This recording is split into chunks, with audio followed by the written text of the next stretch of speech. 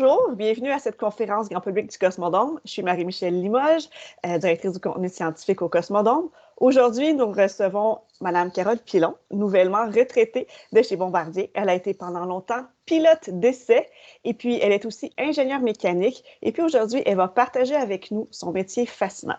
Bonjour Mme Pilon. Bonjour Marie-Michèle. Vous allez bien? Ça va très bien. Bon, alors merci de nous donner un peu de temps aujourd'hui. Alors, premièrement, la question, c'est quoi ça, une pilote d'essai? Une pilote d'essai. En fait, il y a deux types de pilotes d'essai. Il y a le pilote d'essai expérimental qui va tester les avions qui sont nouvellement, les nouveaux prototypes, les nouveaux systèmes, tout ça. Puis, il y a le pilote d'essai de production, ce que j'étais, un pilote d'essai de production. Ça veut dire ça qu'on teste les avions qui sortent de l'usine, puis qui n'ont jamais volé. Fait que pour un pilote d'essai de production, on va tester tous les systèmes, s'assurer que tout fonctionne parfaitement pour la mettre en service, finalement. Donc, est-ce que le pilote expérimental, lui, c'est pour les avions qui ne sont pas encore terminés ou certifiés?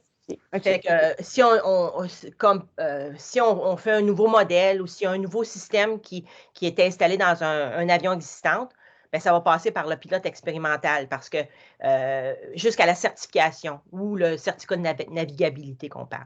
Tandis que nous autres, les avions de Bombardier qui sortent de l'usine sont déjà testés, toutes les qualités aérodynamiques ont été testées vraiment. Fait que, il n'y a pas vraiment, en fait, il n'y a pas vraiment de danger de ce côté-là. L'avion, on sait qu'elle va voler. Par contre, il y a peut-être des composantes qui ne fonctionnent pas parfaitement.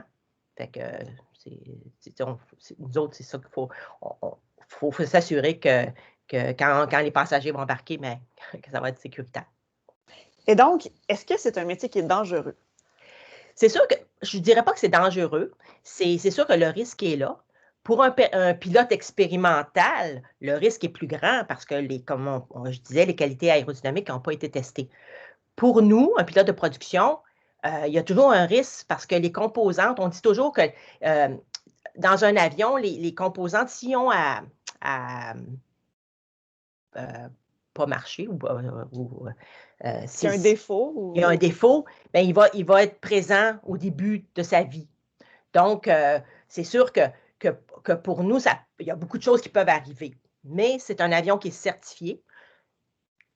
Fait qu'il n'y a pas vraiment de danger qu'on s'écrase. On va toujours pouvoir revenir à la maison. Mais c'est sûr qu'il y a un risque parce qu'il faut toujours être avec nos sens en alerte pour être sûr qu'on est capable de faire les procédures puis tout ça adéquates pour revenir à la maison. Donc, en théorie, l'avion, bon, tout fonctionne, mais vu que toutes les composantes sont neuves, ça se pourrait qu'il y en ait une qui fasse défaut, même si c'est la bonne composante, mais il pourrait peut-être avoir un défaut de fabrication ou quelque chose comme ça. C'est ça. Fait que, puis c'est sûr que ça l'arrive quand même parce qu'il y a tellement de composantes, il y a tellement de systèmes que c'est pour ça qu'on les teste, là, parce que ça l'arrive souvent qu'il y a quelque chose qui ne fonctionne pas à son plein potentiel, puis ils vont être changés juste avant la livraison. OK, wow! C'est sûr que c'est un peu, on a vraiment l'impression que c'est hyper dangereux, mais j'imagine que tout est séquentiel, tout est, vous faites, vous avez des Exactement. procédures. On ne prend pas l'avion comme ça. L'avion, avant que nous, les pilotes d'essai, décollent, c'est sûr qu'il y a aussi beaucoup de tests faits au sol par la maintenance. Puis il y a des inspecteurs de qualité qui vont s'assurer que quand elle est prête, là, c'est signé, puis c'est donné, il y a un transfert là, de la maintenance au pilote qui est assez, pas protocolaire, mais c'est très, très important. Là. Une fois, vous m'avez parlé, parce que c'est pas vous avez déjà fait une conférence avec nous, Cosmodome, vous nous avez parlé et ça fait longtemps, mais une des premières choses qu'il fallait tester, c'était si l'avion était capable de remonter quand vous avez parlé du système de navigation, puis si vous dites si l'avion se raccroche, ça va être correct ou est-ce que ça vous dit quelque chose? Je me souviens pas. Mais En fait, il y a J'ai pas les différents. mots, là. Je me souviens pas du test OK. lequel on parlait, mais par exemple, on va faire des tests, le test de premier vol, par exemple. L'avion, elle sort de production, elle nous est donnée par la maintenance. Puis là, eux autres, ils disent OK, la qualité, tout est prêt, tout est fonctionnel. Fait que là, les deux pilotes, on va embarquer dans l'avion, puis on va commencer à tester l'avion tranquillement, prendre la confiance. C'est qu'on va tester les systèmes au sol. On est juste les deux pilotes à bord. On teste les systèmes au sol. Après ça, quand on est content, là, on va s'aligner sur la piste. On accélère, puis on freine. Quand on arrive à une certaine vitesse, on freine au maximum pour s'assurer que tous les freins fonctionnent, puis que si on a à revenir en catastrophe, qu'on va être capable d'arrêter l'avion. Ensuite de ça, on se replace, là, on décolle. Puis là, c'est sûr que le décollage, là, son premier décollage, c'est toujours un petit peu stressant parce que ben, c'est sûr, c'est toujours au décollage, quand on est à basse altitude, qui est le plus dangereux. Fait que là, on est sûr qu'on prend notre temps et qu'on fait ça bien. Puis là, on décolle. Puis après ça, on va commencer à tester les systèmes critiques là, au début, là, comme on va tester le trait d'atterrissage, le rentrer, sortir, s'assurer que tout va bien. On va être capable de ratterrir. Les volets, tous les systèmes, là, pressurisation, dégivrage, tout ça. À basse altitude, ça c'est au début. Puis il faut faire ça quand il fait beau aussi, ça c'est très important. Là, on ne décollera pas si on rentre dans les nuages tout de suite. Puis après ça, là, quand on a confiance à ça, là, on va commencer à monter en altitude, puis on va tester les moteurs. On fait on les éteint un par un. On en éteint un pour s'assurer qu'on est capable de le repartir en vol. Puis après ça, on fait l'autre. On va tester les systèmes. Bon, en fait, on teste le système de décrochage aussi. C'était peut-être ça un petit peu. C'est peut-être ça, oui. C'est ça qui a dû me fasciner. Ouais, parce que le système de décrochage sur les Challengers, là, sur lesquels je volais, ben, c'est des systèmes électroniques qui vont te prévenir que tu décroches. Ça s'appelle le shaker. Ça va. Puis après ça, il y a le pusher qui va, si tu ralentis ta vitesse trop loin, ben, qui va prendre contrôle puis il va pousser l'avion. Fait qu'on s'assure que tout ça fonctionne bien puis que ça déclenche aux bonnes vitesses. Fait que c'est très, c'est vraiment intéressant parce que on travaille tout le temps. Là. Pendant un premier vol là, sur un avion, ça dure à peu près 5 heures. Puis, c'est 5 heures intensifs. Là. Le pilote à gauche va piloter, va faire les manœuvres. Le pilote à droite va lire les tests parce que c'est ça, on a des tests qui sont tous dans un livre. Il faut tout enregistrer les données qu'on trouve. Fait que c'est 5 heures intensifs. Puis, souvent, on le fait en 2 vols parce que c'est beaucoup. Puis, il y a beaucoup de choses qui peuvent arriver. Là, peut-être qu'on n'a pas eu l'avion de bonne heure le matin ou des choses comme ça. Fait que, puis après ça, quand on revient, ben là, il faut décrire qu'est-ce qu'on a vu. Ça, il y a des choses qui ne marchaient pas comme il faut. Bien, il faut décrire ça, les inscrire dans un cahier pour que la maintenance puisse réparer les systèmes. Puis après ça, on peut retourner pour les revérifier. Il doit y avoir une grosse partie paperasse aussi, tout faire le rapport après ou. Oui, c'est ça. C'est pas. C'est sûr qu'il y a la partie paperasse, c'est surtout le côté, il faut s'assurer que tout est écrit là, pour qu'il y ait un suivi sur cet avion-là, parce que c'est important, parce qu'après ça, l'avion, après ça, quand on a fini tous nos tests, on dit qu'on est test complete. Puis quand elle est test complete, ben elle s'en va pour avoir son certificat de navigabilité. Fait qu'il y a des inspecteurs de Transport Canada qui vont regarder ça puis qui vont dire, OK, il faut qu'ils voient l'historique de cet avion-là.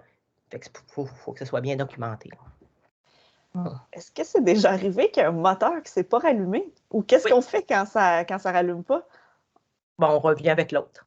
Puis c'est assez, même si ça va pousser juste d'un côté, c'est correct aussi? Oui, c'est ça. Ouais. Ben, c'est sûr qu'il faut que tu ajustes un petit peu, là, mais c'est pas. En fait, si ça arrive en vol, c'est moins, en croisière, c'est moins difficile pour le pilote parce que la puissance n'est peut-être pas au maximum.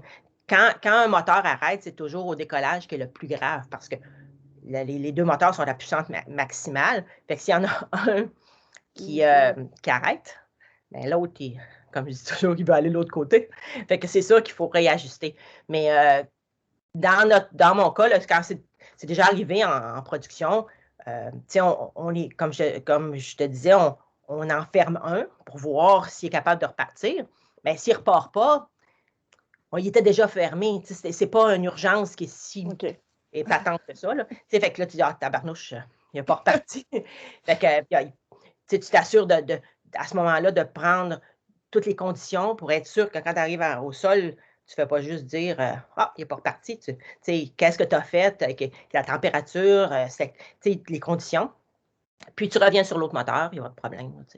C'est sûr que, mais il n'y a pas souvent de panne de moteur, en fait, dans l'aviation. C'est pas que. Fait que c'est pas.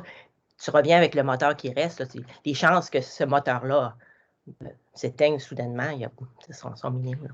Pour les néophytes comme moi, c'est sûr que le moteur, c'est la partie visible de l'avion. Il y a sûrement plein de choses qui peuvent lâcher, mais on dirait que le moteur, ça nous fait plus peur parce qu'il me semble qu'il est gros puis on le voit. Quand on vole, C'est ça, c'est ça.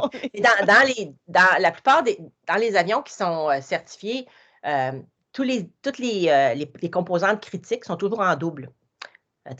Comme ça, pourquoi on vole des avions passagers à 2 moteurs, la plupart du temps, c'est pour la sécurité.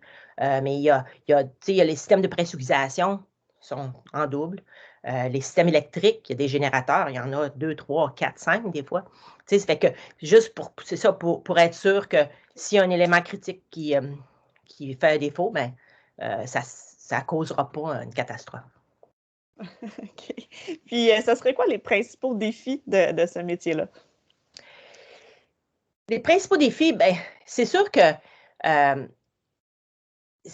il faut toujours être alerte ou savoir toutes les procédures. Pas qu'un pilote de ligne va être entraîné de la même façon, mais il n'aura peut-être pas autant la chance, en fait, d'utiliser toutes ces procédures-là qu'on a appris parce que il arrive, on les expérimente quasiment toutes, nous. Fait que c'est un défi il faut toujours être à la fine pointe de la technologie, il faut connaître nos systèmes, il faut être capable d'agir s'il y a un qui ne fonctionne pas, il faut être capable aussi de comprendre aussi qu'est-ce qui est arrivé peut-être pour que ça ne fonctionne pas. Fait que c'est. Puis aussi, les défis dans la job même, c'est on ne sait jamais qu'est-ce qu'on va faire le matin aussi. C'est une job ordinaire, il y a de la routine un petit peu, nous autres, on n'en a pas. Il faut. Tu ne sais pas. L'avion, c'est un avion nouveau. Je dis toujours moi aussi, j'ai de la misère. Puis, il est à un stade de test qui est un peu différent de l'avion que tu as volé la veille. Puis, on sait l'heure à laquelle est cédulée pour voler, c'est peut-être pas l'heure à laquelle tu es arrivé, parce qu'il y a eu des délais pour toutes sortes de raisons. Fait que c'est toujours tu étais prêt à 8 heures pour la voler, peut-être, cet avion-là. Puis là, elle n'est pas prête. Fait que là, elle est prête à 2 heures de l'après-midi. Fait qu'il faut toujours que tu te remettes dans l'histoire. Là. Fait que, mais c'est agréable parce que tu es toujours sur le qui-vive. Là. Fait que c'est pas un défaut. Là. Faut t'aimer ça. C'est vraiment le contraire de la routine.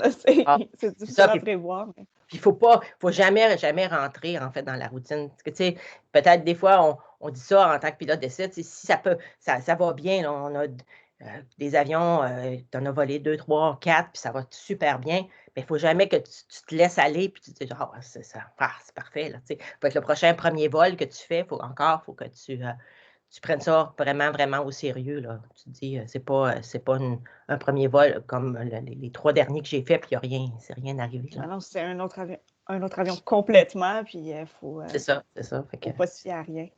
Wow! Et donc, comment est-ce que vous êtes arrivé là? Comment on devient pilote d'essai? Sûrement qu'il y a plusieurs chemins, mais ça serait quoi le vôtre? Ben, en fait, moi, comment c'est arrivé? C'est drôle parce que moi, quand j'étais jeune, je ne peux pas dire que j'étais passionnée par l'aviation. Mais je demeurais près de l'aéroport Sainte-Marie. Puis j'ai toujours aimé le côté technique, mais pas. Puis là, à un moment donné, j'ai eu la chance de faire mon cours de pilote privé, justement parce que je demeurais pas loin. Puis j'ai adoré ça. C'était l'illumination, là, vraiment. Là, ça a changé ma carrière, ça a changé. J'ai vraiment aimé ça. Puis là, j'ai dit, je veux être pilote. Mais c'est ça, on dit, on veut être pilote, mais tu sais pas qu'il y a plein de choses. Être pilote, il y a pilote de ligne, ça, il y a pilote d'essai. Mais moi, à ce moment-là, je voulais être pilote. Fait que, il y avait, au Québec, il y a le collège de Chicoutimi qui est encore là.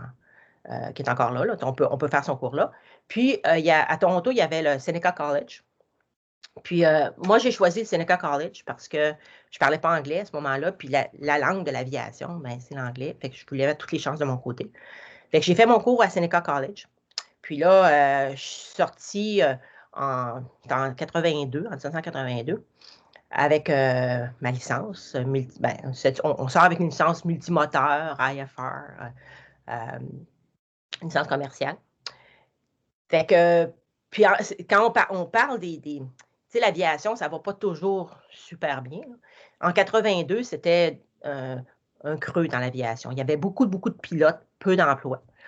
Fait que j'ai envoyé mon CV partout, mais tu sais, on sort avec peu d'heures de vol. Fait qu'après ça, j'ai fait mon cours d'ingénieur mécanique, justement, à Polytechnique, pour être sûr, tu sais, que j'ai encore quelque chose de plus pour me démarquer dans ce monde-là, dans tous ces pilotes-là. Parce que toujours, j'aimais le côté technique. Fait que j'ai fait mon cours de génie mécanique. Après ça, là, avec le cours de génie mécanique, ben, j'ai appliqué partout, mais j'ai eu un emploi après ça à Transport Canada. Parce que pendant que je faisais mon cours, ben, j'accumulais mes heures parce qu'il faut toujours. L'aviation, on est toujours en étape. Tu as ta licence commerciale. Après ça, il faut que tu fasses des heures de vol pour avoir ta licence de pilote de ligne, de toutes les étapes.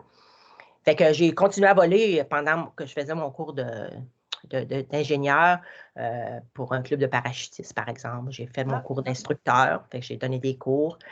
J'ai travaillé pour Air Inuit avec. C'était des périodes de 2 semaines. Là, j'allais faire ça. Fait que là, après ça, j'ai eu un emploi pour inspection en vol, qui faisait au début Transport Canada, puis après ça, Nav Canada, qui était d'inspecter tous les aides à la navigation au Canada. Fait que c'est sûr que mon côté, ma licence de pilote plus mon diplôme d'ingénieur, ça l'a aidé à avoir cet emploi-là. Puis, j'ai fait ça pendant 7 ans et demi à peu près. Puis là, après ça, là, je voulais du changement, puis j'ai vu qu'il cherchait un pilote d'essai pour Bombardier. Fait que là, j'ai appliqué. Puis encore la même chose, à cause que j'avais un diplôme, puis mon côté technique était important, bien, j'ai eu l'emploi.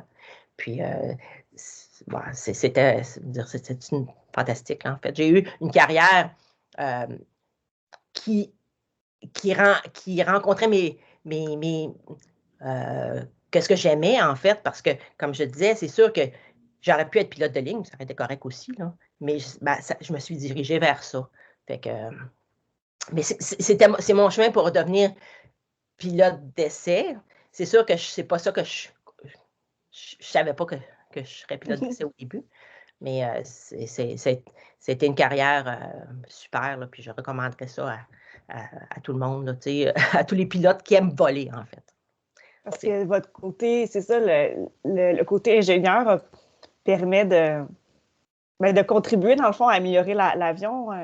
Parce que si jamais il y a un petit quelque chose qui n'est pas prêt, c'est votre rapport qui va permettre de l'améliorer. C'est ça.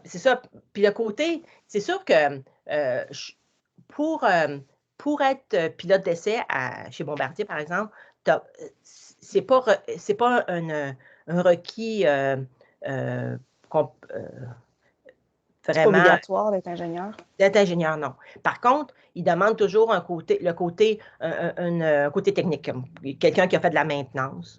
Ou il faut que tu démontres que tu as ce côté-là parce que ça l'aide. Comme je disais, si on a un problème en vol, puis il faut que tu reviennes au sol avec des données, avec fait, il faut que tu comprennes un peu plus ce côté-là. Fait que soit quelqu'un qui était en la maintenance, il va comprendre. Puis, moi, en tant qu'ingénieur, j'avais peut-être plus. Je suis capable de plus décrire ce que j'ai vu ou pourquoi ça n'a pas fonctionné comme il faut. Qu'est-ce que vous préférez de ce métier-là? Vous m'avez dit un peu que ça remplissait toutes vos passions. Est-ce qu'il y a d'autres choses à ajouter? En fait, qu'est-ce que je trouve de bien dans ce métier-là, c'est que c'est jamais pareil. Il n'y a pas de routine. C'est passionnant dans le sens que tu vois toujours les nouvelles technologies qui arrivent. Moi, dans ma carrière chez Bombardier, j'ai commencé sur les Regional Jets, par exemple. C'est ceux qui sont maintenant à Mirabel, les RJ, on appelle. Ensuite de ça, j'ai volé les Challenger 605, 650, les Challenger 300, 350. Fait que j'ai vu l'évolution de tous ces avions-là, les nouveaux systèmes. Ça, c'est intéressant. Aussi, l'autre côté que j'aime du pilote d'essai, c'est qu'il n'y a pas de passagers. Pas parce que... Mais tu sais, tu n'as pas ce côté-là c'est ton avion à toi.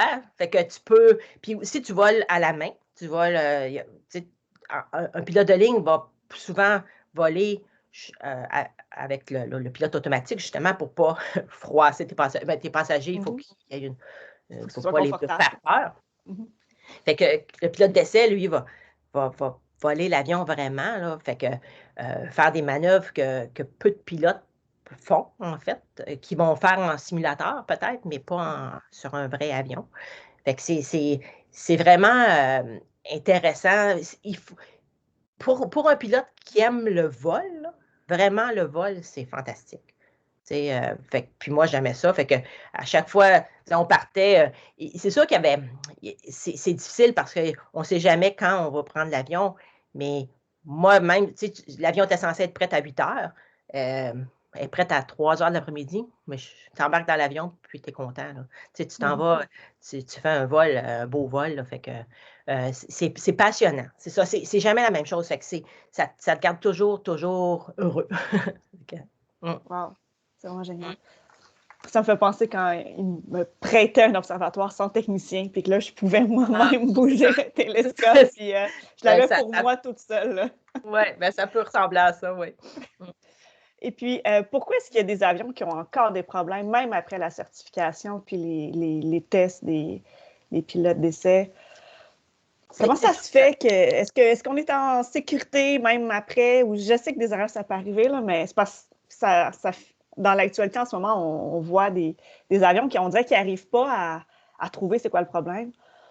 Bien, c'est sûr que, comme je disais, si je vais séparer, là, si je parle du pilote d'essai de production, comme j'étais, c'est sûr qu'on fait notre possible pour tout tester puis s'assurer que les composantes sont à leur maximum, ils performent là, au maximum quand on vend l'avion, quand elle s'en va. C'est sûr que ça peut, c'est mécanique, il y a beaucoup de technologie, c'est sûr que ça peut faire défaut. Par contre, quand l'avion, dans notre cas, l'avion est certifié, puis comme je disais, les éléments, les composantes critiques sont en double. Fait qu'il n'y a pas vraiment de danger. Tu sais, c'est sécuritaire, très sécuritaire. C'est sûr que peut-être l'avion va revenir à atterrir à cause d'un problème. Ça peut arriver, c'est tout. Du côté certification, pour un pilote d'essai expérimental, quand l'avion c'est une composante qui n'a jamais été testée, c'est complexe, c'est très complexe, la certification. C'est complexe, en plus, c'est dans les programmes de certification, c'est la chose qui est la plus coûteuse aussi. La période de certification qui est la plus coûteuse, les tests en vol, puis tout ça. Fait qu'il y a beaucoup de pression sur toute cette équipe-là Puis c'est tellement important. Puis il faut que tu testes toutes les conditions, on dit une enveloppe de vol. Il faut s'assurer qu'on teste dans tous les coins, tout ça. Puis, malheureusement, c'est sûr que peut-être, c'est pas quelque chose que tu veux, mais tu peux en échapper, comme dans le cas comme par exemple de 737 MAX, mais c'est quelque chose que tu veux jamais faire. Puis, les programmes sont faits pour s'assurer que tu testes dans tout l'enveloppe. À Bombardier, les tests expérimentaux sont faits à Wichita. Puis moi, j'ai eu la chance de participer à quelques-uns de ces tests-là. Puis là, tu vois comment c'est plus strict. C'est très strict. Les tests, ils sont écrits avant le décollage. Ils s'assurent de tout tester. En fait, moi, le 737 MAX, c'est tellement malheureux. Par contre, quand tu regardes ça, ça prouve comment c'est important. Puis peut-être que ça va donner pas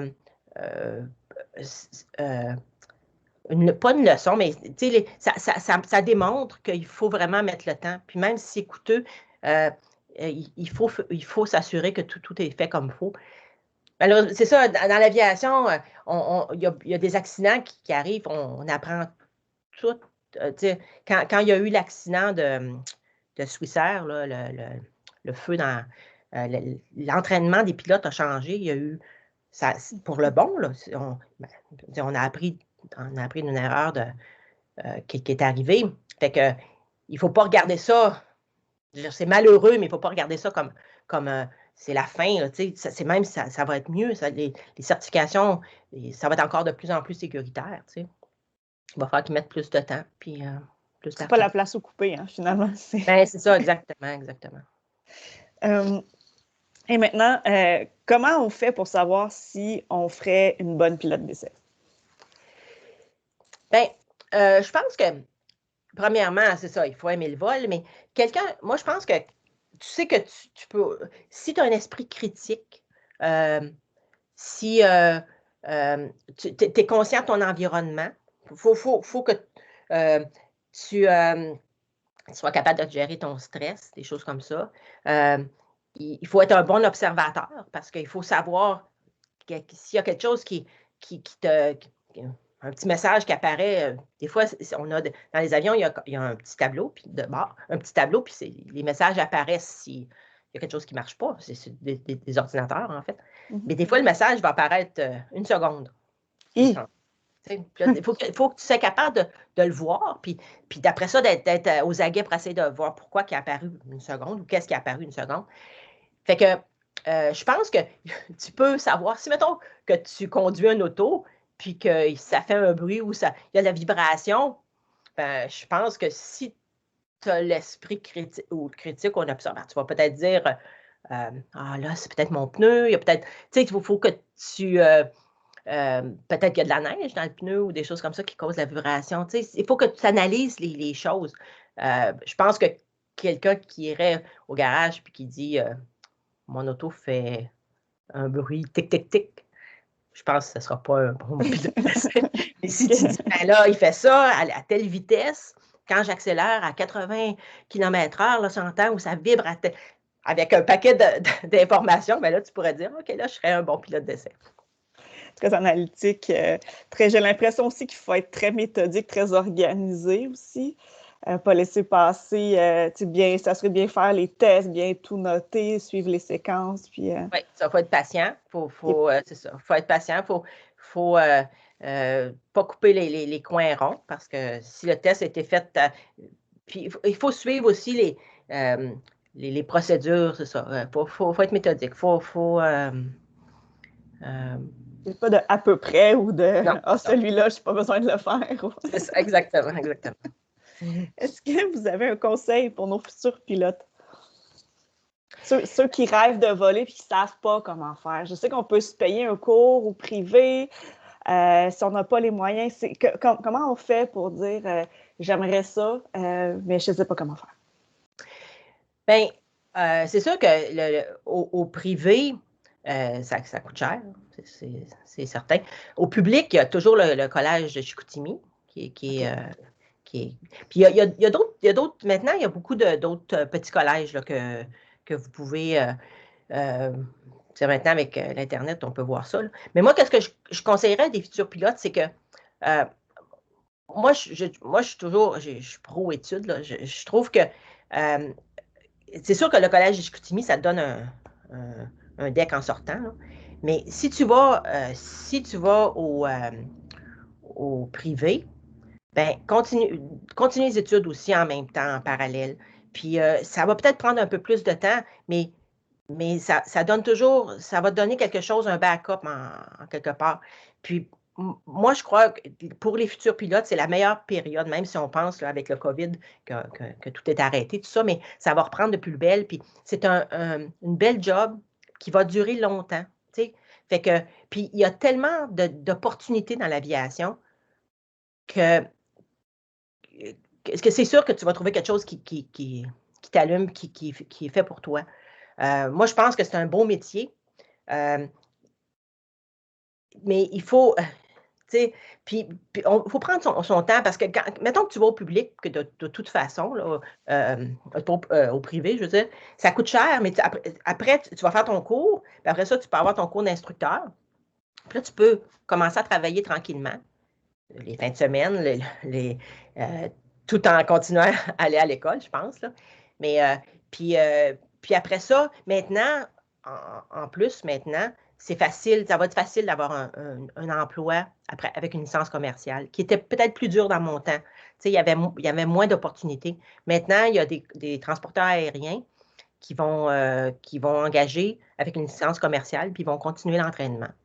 Fait que moi, je pense que c'est une bonne période pour quelqu'un qui veut être pilote, ou même dans l'aviation en général, parce que il y a beaucoup, beaucoup de changements qui s'en viennent, je pense, avec même peut-être que les avions, à un moment donné, vont avoir des moteurs qui sont peut-être plus bons pour l'environnement, peut-être électriques ou tout ça. Fait qu'il y a beaucoup, beaucoup de nouvelles choses qui s'en viennent. Je pense que c'est une belle période. Fait que, puis moi, je trouve que c'est tellement un beau métier que si on aime voler puis qu'on aime ce monde-là, là, allez-y. Puis je suis sûre que vous allez avoir des emplois qui vous intéressent. Bien, merci beaucoup pour votre temps. C'est très apprécié, tous ces trucs, tous ces conseils qui nous aident à apprivoiser un métier qui a l'air tellement mystérieux, mais je pense que vous nous l'avez rendu très concret. C'est passionnant, c'est passionnant. Merci beaucoup. Ça me fait plaisir. Au revoir.